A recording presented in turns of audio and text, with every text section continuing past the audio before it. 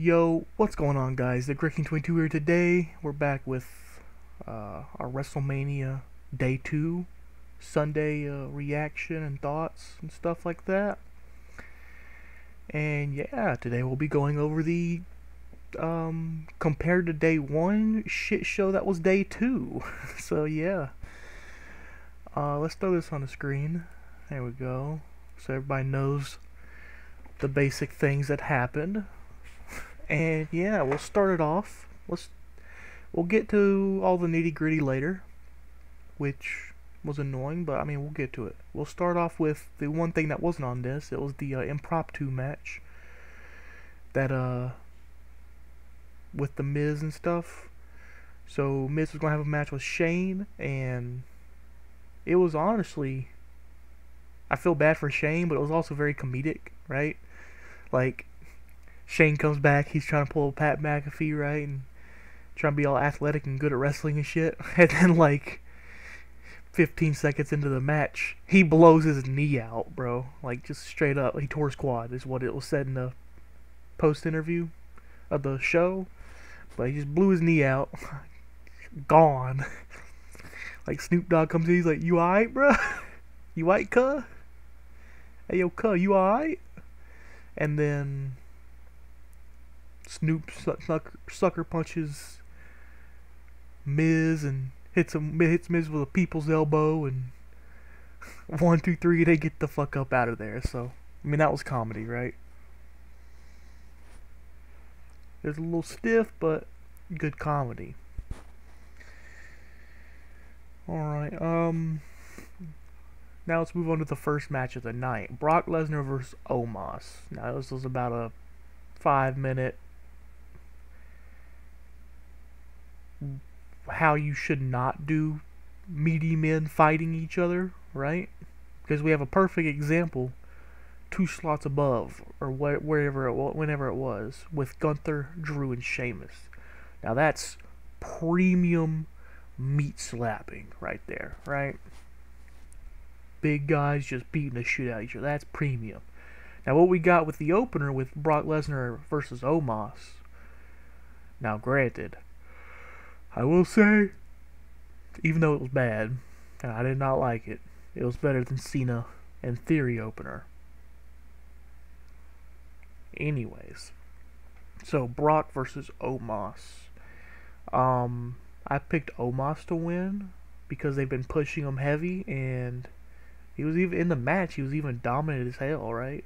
He was so dominant, and then all of a sudden, 3 suplexes and an F5 later, is like 1, 2, 3, like, whoa, what happened? What the fuck happened? So, yeah. Bit disappointed there. Moving on. That's why I didn't even want to touch on it in the predictions videos. Like, I had no hopes for this match. And Triple H is a bit delusional in the post commentary. He's like, everybody was grunting and groaning about when the match was announced, and look at that spectacle they put on. Like, yeah, that was a spectacle, alright. Yeah, made me want to close my eyes and take a good long rest. So, anyways, I think the next match was the Fatal 4-Way. So we had Liv Morgan, Raquel, Natalya, Shotzi, Ronda, Shayna, and Sonya Deville and Chelsea Green. I picked Ronda and Shayna to win in the predictions, I'm pretty sure.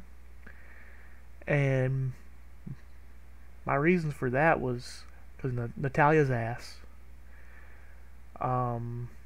Chelsea Green, they're not a set-in tag team. It was just some random people, because it was Chelsea Green and Carmella, and then it was Chelsea Green and Piper Niven, and then now it's Chelsea Green and Sonya Deville within a span of 3 weeks. So it's just like, yeah, they're not winning. And then I fucking hate Raquel Rodriguez. I love Liv Morgan though, so it's like I fucking love Liv Morgan, but I hate Raquel Rodriguez. So it's like, fuck. So I was like, alright, Ronda and Shayna's gonna win. And they did. It was a pretty meh match. It was not the men's 4-way tag match. That is for sure. It was not the men's. Whew, I think Ronda was in the match for like a total of 4 seconds, and then she just won. So that was cool, I guess. Anyways, what was the next match? Uh, it was Gunther, Drew, and Sheamus.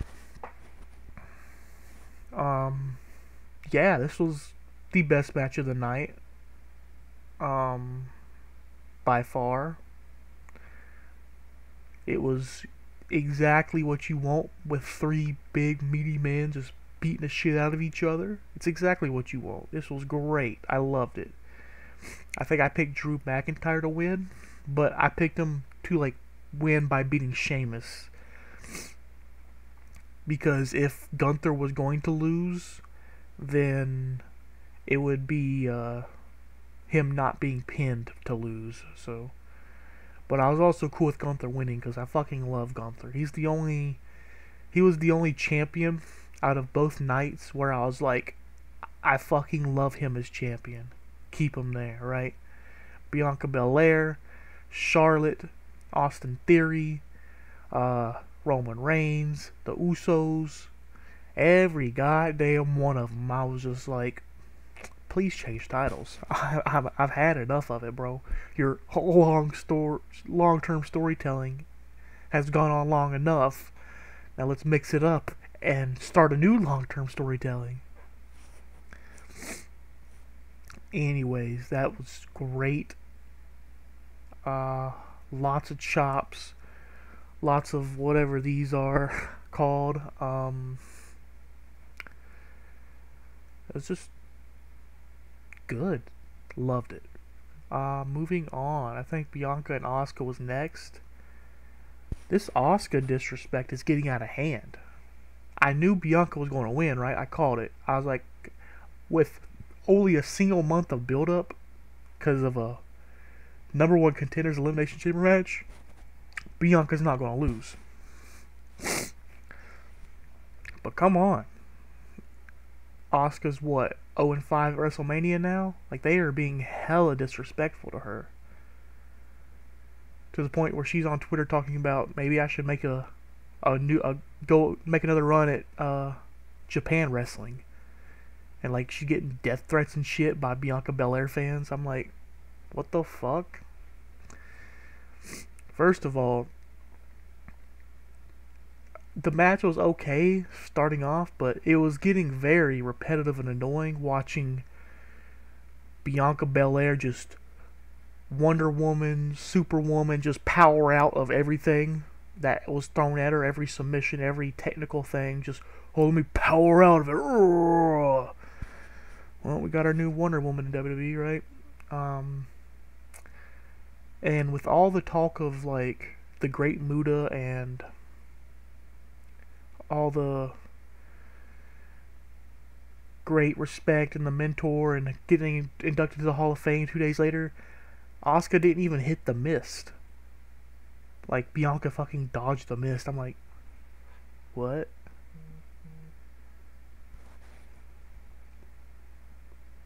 Even if you want Bianca to win, you can hit the mist and still win the match. I don't.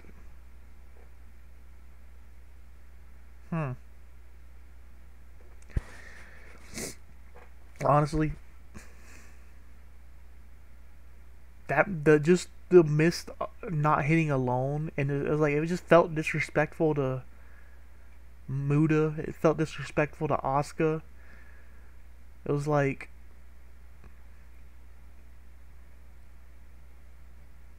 almost like, it almost felt like discrimination. That's what it felt like.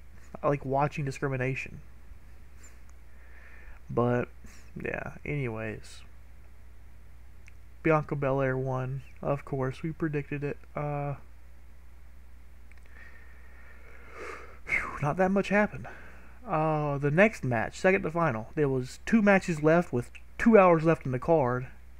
Let's not forget about how they ended the show 15 to 30 minutes early because I don't know. Guess they don't have enough time, right? Enough shit to fill up with the time slots. The time between Edge and Finn and Roman and Cody, they filled it up with commercials and showcasing entrances of the previous day and like the storyline promo videos and a bunch of other videos, and I was just like, hey, bro, I understand you trying to buy time because it's an hour and 20 minutes left, and we only have a single match left, but come on now. So, I don't know. The second day felt very sloppy, too. I don't know. Anyways, Edge and Finn Balor. Now, I will say, this match right here was, in my opinion, in the making of becoming an instant classic. Right? It was great. It was brutal. I wanted it to be more brutal, right? I wanted blood. I wanted thumbtacks. I wanted tables. I wanted ladders. I wanted chairs. I wanted kindos. I wanted sledgehammers.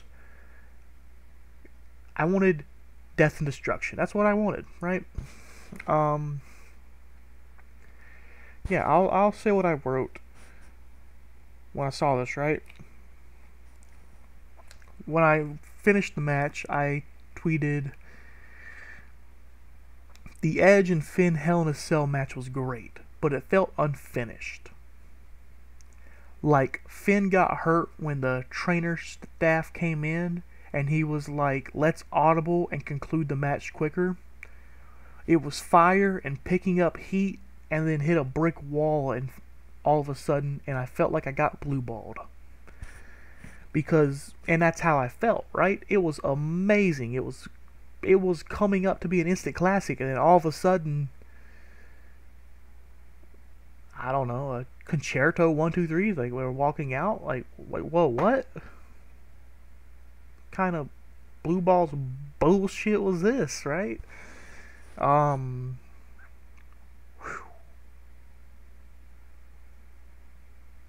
In my opinion, it was a good match still, right?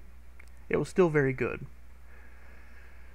But the only reason it was disappointing is because I felt it was right there in the making to become literally an instant classic, to be one of the greatest Hell in a Cells of all time. It was getting there, and then it just like hard stopped, hit a brick wall, fucking spear, concerto 1, 2, 3, like, oh, we're just ending it, huh?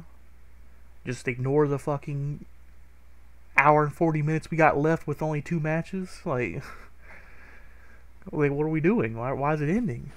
So that's why I felt like maybe Finn got hurt and they just wanted to finish it faster. I don't know what happened. But that was like very weird to me. Anyways, let's move on to the final. Roman Reigns versus Cody Rhodes. Can I just start off by saying, I just feel disappointed, and we'll just go down my list of tweets, right? My live reactions, you could say. I feel deflated watching constant interference, not even 10 minutes into the match. Like, here we go, same old shit that we've seen every week for 3 years. Can we be done already? This is why I want the titles to change and Roman to take his till SummerSlam break. And then 30, 40 minutes later, 35 minutes later, whatever that was. I think it was like 25 minutes, 30 minutes later. My instant reaction to Roman Reigns winning was, what the fuck bullshit did I just watch? Period L. Continuing on to go, what was that? Like 7 or 8 interferences. Can I even take champion Roman seriously anymore? Just about as bad as Austin Theory, to be honest. Not even mad, just disappointed, like this is the direction we are going.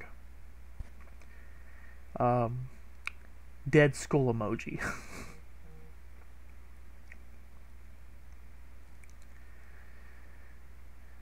And then continued on with the part-timer Roman reign of terror continues. The Roman Reign of Terror. And then, to make myself feel a little bit better, I went on to the comedy side to, like, help myself out a bit, right? So I went to the comedy side and just said I'm copying something my friend sent me,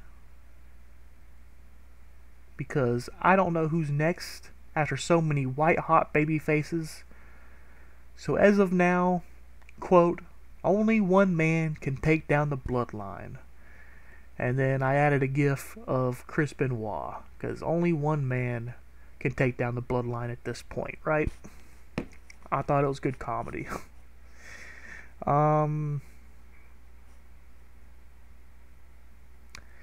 Yeah. Oh. Can I just say, it was so annoying. Like, it was like getting annoying to like getting close to pissing me off watching the Roman Reigns Cody match, right? And I stick with my statement. I'm to the point where I'm like, can I even believe in Roman as a champion anymore? Like, he's pretty much on Austin Theory level at this point. He's supposed to be the head of the table. He's supposed to be dominant. He's supposed to be the GOAT, the greatest champion of all time, the best of this entire generation. Yet he can't win without 7 or 8 interferences in the match. Like, can I take him seriously? What kind of GOAT? What? I don't care if he's heel or face or fucking neutral. I can't take his character seriously if he can't even mix it up and win a clean match every once in a while, right? Greatest of all time of what? Just fucking interference champion? Like, I don't understand. How did Roman beat Cody? Interference. How did Roman beat Sammy? Interference. How did Roman beat Kevin Owens? Interference. How did Roman beat Drew? Interference. Like, do you see what this pattern that is not entertaining? Do you not? Oh, and don't get me started on Triple H. Hitting us with the story never ends. The story always continues. The story's just getting started.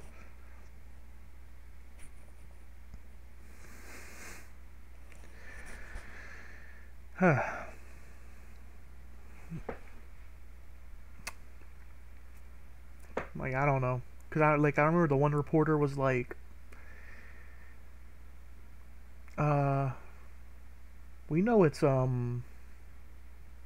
very difficult to build up super hot, just baby faces, and yet you've had like John Cena, etc., and you've had 2 back to back in a span of 2 months with Sami Zayn and Cody Rhodes. And they were like, why do you stick by your decision to keep dragging this out? And Triple H's like, I don't like the connotation. It's a derogatory. It's negative of dragging it out. The story never ends. We're not finishing a story. The story always continues in our business. I'm like, so basically, we just gotta deal with more part-time bullshit. More part-time Reign of Terror. Roman Reign of Terror. Yeah. If you cannot tell, I am not happy with the main event.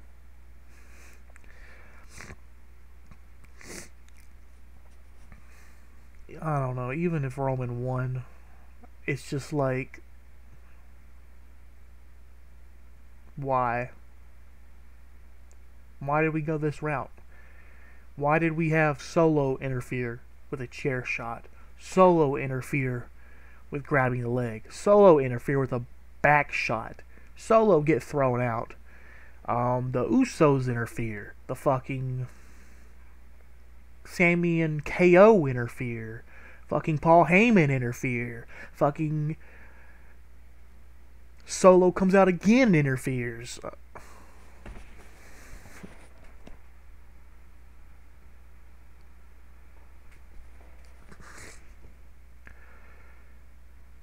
Really? Like, really though? I'm just ranting at this point, but what else are we supposed to do? How does this end?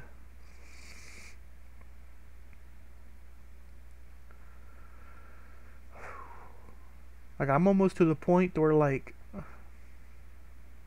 I don't even think that they're wasting white hot baby faces that are at the peak just for 1,000 days. I think it's more like Endeavor was going to buy WWE the very next day, and they said, "Hey, we're going to buy this, so we want Roman as champion." That's what I think might have happened.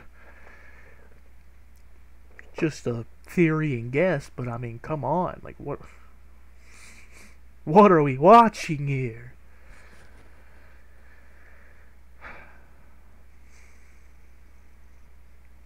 I don't know. Night 2 was not night 1.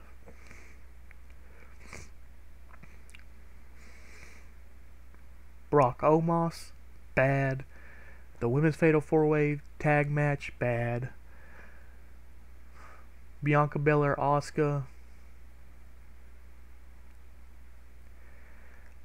It's bad just because of how disrespectful they're being to her. Let alone the death threats that she's getting from Bianca Belair fans. They're just did 0-5 at WrestleMania. It's like almost discriminatory. What, so Bianca Belair can be the longest reigning Raw Women's Black Woman Tag Champion of all time? Just like, oh, I'm tired of the every single champion being the new next longest reigning champion of all time, right? Can we stop with this? Every next or new next champion does not have to be the new longest reigning champion of all time. It doesn't have to be that way for every single championship on every single brand. We can play hot potato with one or two of the titles. Okay, it's okay if you want that to be the way for the world champion and the tag champions for the bloodline. Alright. What about Charlotte? What about Bianca? What about Austin Theory? What about Gunther? What are we doing here? Right? Tired of the every next champion's the new longest reigning champion of all time.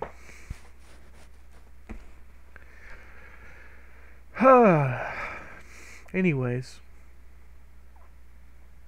I'll end my rant here. Thank you guys for watching. And yeah, make sure you like, comment, subscribe because it all helps out the channel. And I'll catch you at WrestleMania 60 whenever Roman retains his title for the I don't know, 40th year, and due to outside interference help from his grandkids. Yeah, catch you guys next time, and goodbye.